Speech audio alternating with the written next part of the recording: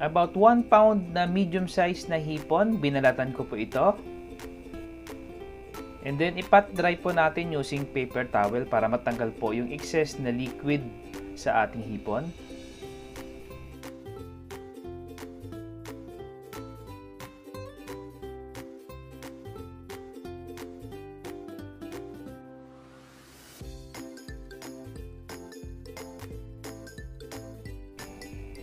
Pwede rin po natin ito baliktarin para ma-absorb din po ng paper towel yung kabilang side ng ating hipon.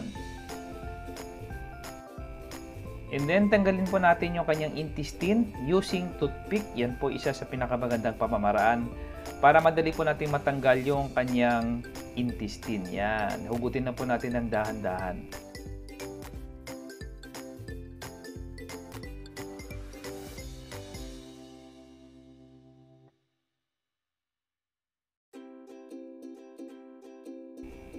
So, i-prepare naman po natin yung ating breading. Sa isang mixing bowl, ilagay po natin yung ating 1/4 cup na cornstarch, 1 teaspoon na garlic powder, 1 teaspoon na onion powder, a pinch of salt, half teaspoon na black ground pepper, and then i-mix po natin hanggang mag-incorporate po yung ating mga ingredients. Pag na-mix na po natin ito ng maganda, iset aside po natin at gagawa naman po tayo ng ating gochujang sauce. Sa isang mixing bowl, i-mix na po natin yung mga sumusunod. 1 tablespoon na sweet rice wine or mirin. Maglagay na rin po tayo ng ating 2 tablespoon na honey.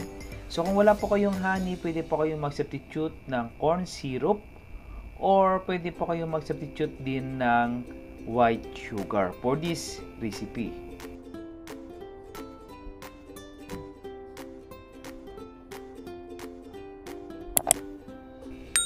So, sairin natin yung mga ingredients dahil medyo mahal po yung ating mga ingredients na ginagamit dito. Ilagay na rin po natin yung ating 3 tablespoon na chili paste or gochujang. So, ang ginamit ko po dito is Korean gochujang. Yan. So, gagamitin tayo ng lemon juice. So, kung wala po kayong lemon juice, pwede po kayong mag-substitute ng kalamansi or kunting suka. And then, imigos-migos lang po natin yan. I-mix po natin na maganda. At pwede po kayong mag-adjust. Pwede po kayong magdagdag ng tamis or alat. Depende po sa prepared nyo po na lasa.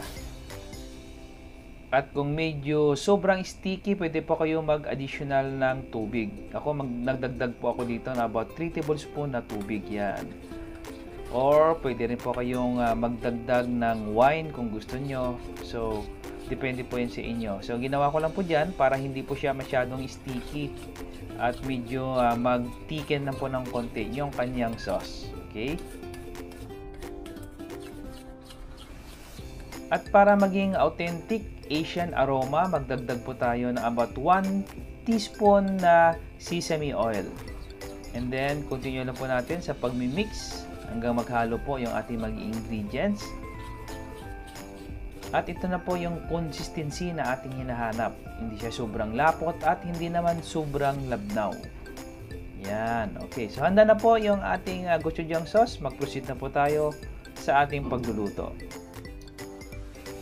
So, yung first step po na gagawin natin, i-dredge lang po natin yung ating hipon sa ating mix breaded na ginawa kanina. Yan. So, kailangan po, wag po siyang mag-contact para hindi po mag-moist yung ating hipon. Yan.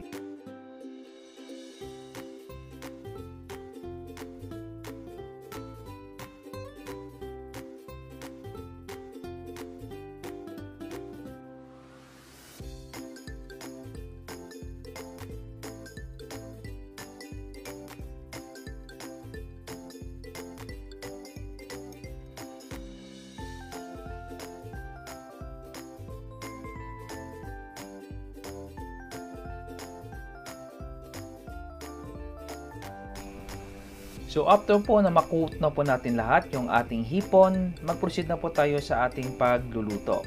Sa isang frying pan, mag-init lang po tayo ng mantika. Make sure po na mainit yung mantika before po tayo magprito. So, i-pan fry po natin ito in 2 batches about 6 to 8 minutes or until po nang magkaroon po siya ng golden brown na color. Okay? So, yung ginamit ko pala dito is cornstarch. Mas madali pong mag-crispy ang cornstarch compare po sa all-purpose flour dahil mas maliit po yung gluten content ng cornstarch. So after 6 minutes, I think medyo golden brown na po yung kabilang side. So pwede po natin ito i-flip. Tingnan po natin. Yan, okay. Pwede na po yan. Or pwede pa po kung gusto nyo medyo dark. Dasa sa inyo po yan. Pero sa akin, okay na po yung ganyan. Dahil pag cornstarch po yung ginagamit, ay madali po siyang mag-crispy.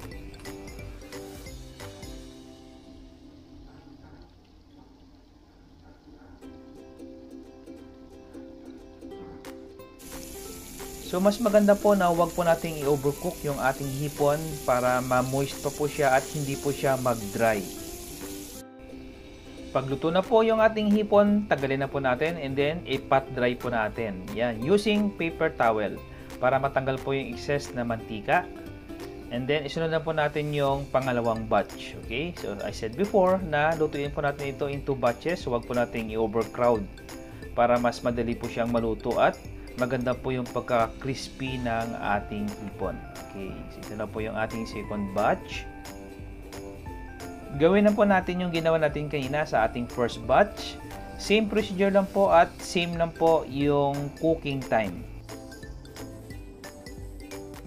So here you go mga katropa, ito na po yung ating na pan fried na hipon. So tingnan nyo po, ang ganda po ng kulay. Golden brown po siya.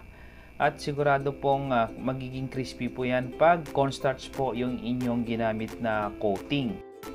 So yung next step po natin sa isang frying pan, ilagay na po natin yung ating na-set aside na gochujang sauce.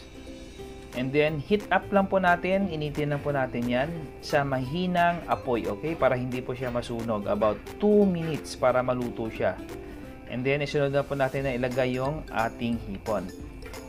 So please visit nyo lang po yung description box at ilalagay ko po doon yung lahat po ng mga ingredients na aking ginamit dito. So ito na po yung ating na-set aside na hipon. Ilagay na po natin sa ating sauce. Yan. And then pag nalagay na po natin lahat, i-toast na po natin para mag-incorporate po at mag-well mix po yung ating hipon. So that's it. Ganun na po kadali mga katropa. Napakadali lang pong lutuin. Napakasimple lang po yung mga ingredients. So pwede po kayo mag-adjust ng seasoning. Kung gusto nyo po medyo matamis, mag-add lang po kayo ng sugar or honey. Okay, kung maalat naman, mag-add lang din po kayo ng konting tubig. At para sa ating finishing touches, mag-garnish lang po tayo ng sesame seeds at fresh po na parsley. So here you go mga katropa, ito na po yung ating pan-fried shrimp with gochujang sauce. So sana po nag-enjoy po kayo mga katropa. Ito po, si Chef Angel nagsasabi sa inyo, mag-ingat po kayo palagi and God bless!